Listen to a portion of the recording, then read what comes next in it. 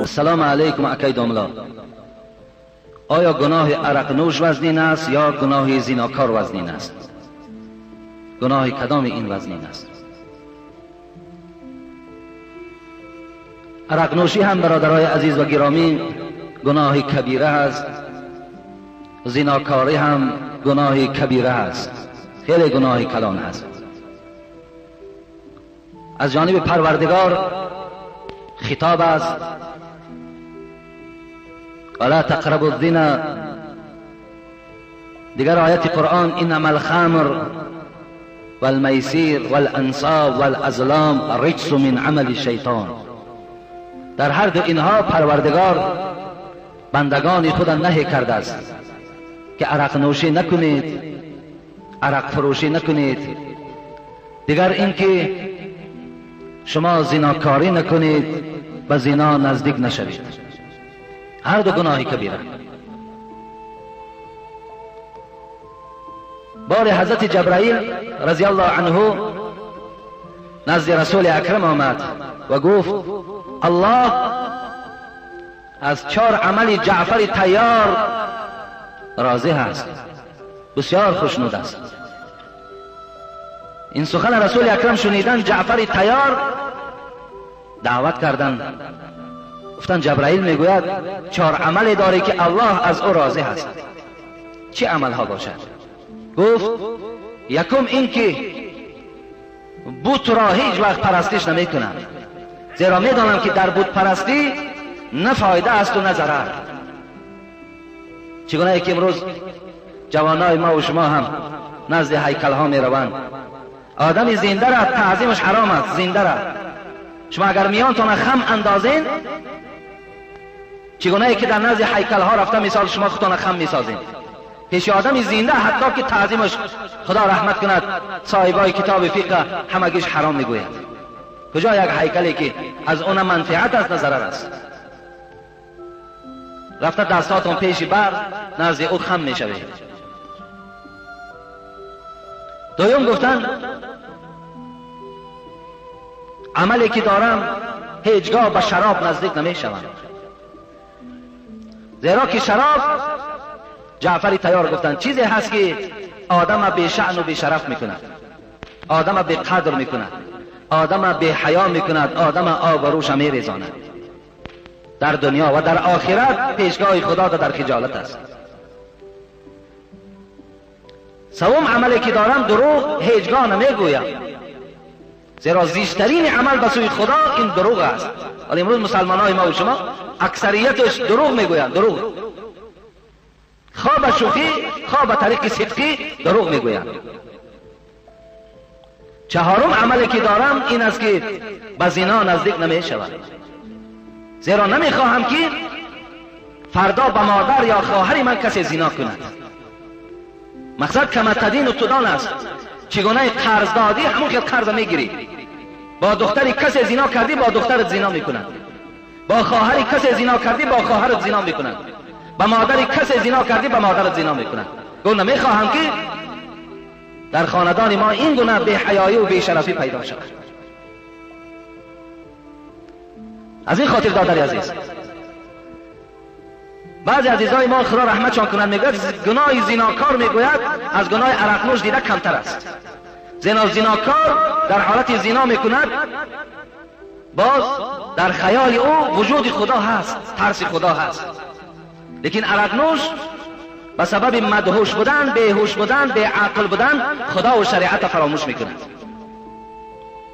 عبدالله ابن مسعود چی گفتند برادر عزیز گرامی؟ گفتن اگر انسانی که در دنیا عرق می نوشد و این انسان برده در قبر می گذارند،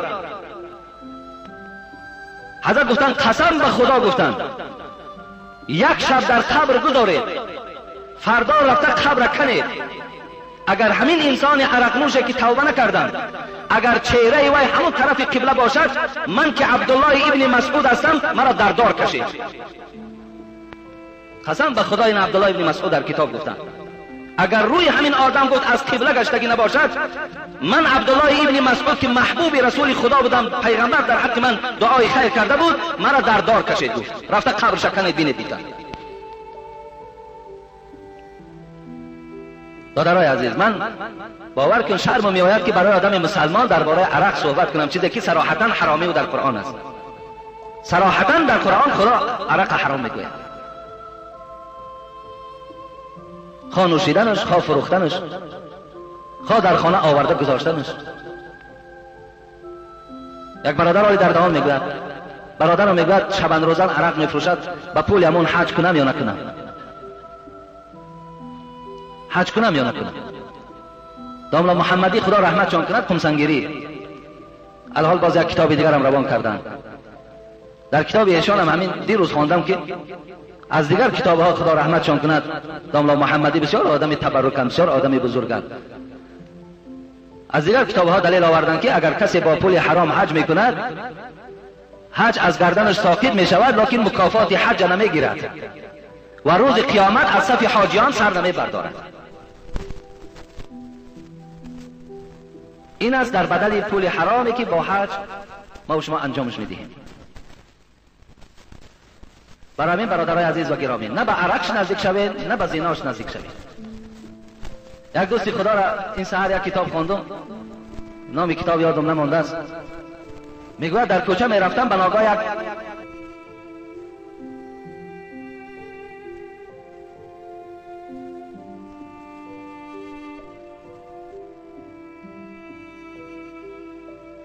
دیدم که به طرف یک مرد گفت با 2 درهم راضی هستی که با من یک جایه شوی؟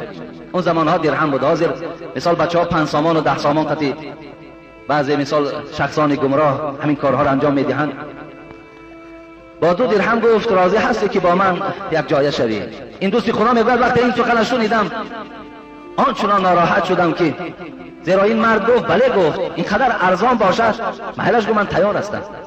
دستی به دست کردن میگوید در کوچه رفتم گرفتم، چیکار کنم؟ گفتم دوان رفتم از کوچه دیگر از پیش راهش بر آمدم، گفتم ای زن با 4 درهم تیار هستی که من با تو یک جایه شوم؟